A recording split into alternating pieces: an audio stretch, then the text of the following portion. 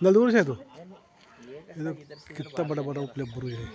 इंदन दुर्ग किले की बाउंड्री है, जबरदस्त बाउंड्री देखिए, बहुत बड़ी बाउंड्री है। कितनी बड़ी बाउंड्री है? हाँ है बहुत बड़ी। ऊपर पूरी पिलर जमीन है इसकी, ये कैसा है, ये बाहर की तटबंदी है ये, तटबंदी है, बाहर का दीवार बाउंड्री और है। अंदर की तटबंदी अलग है। और हाँ, हाँ, ये बाहर की तटबंदी है। अपना अंदर घुसे गया, वो अंदर के है वो। वो अंदर की अलग हो। ये बाहर के है, यानी इसमें 3 लहर है।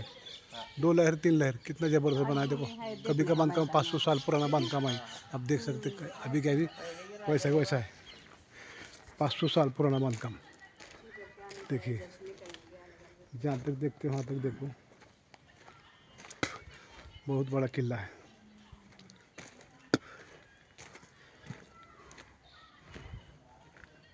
देखिए किला का फोटो, ज़बरदस्त किला। जहाँ तक देखे वहाँ तक किला ही किला। ये कैसा बना, बड़े बड़े पत्थर है ऊपर, कैसा खूबसूरत बनाया, खिड़की विड़की।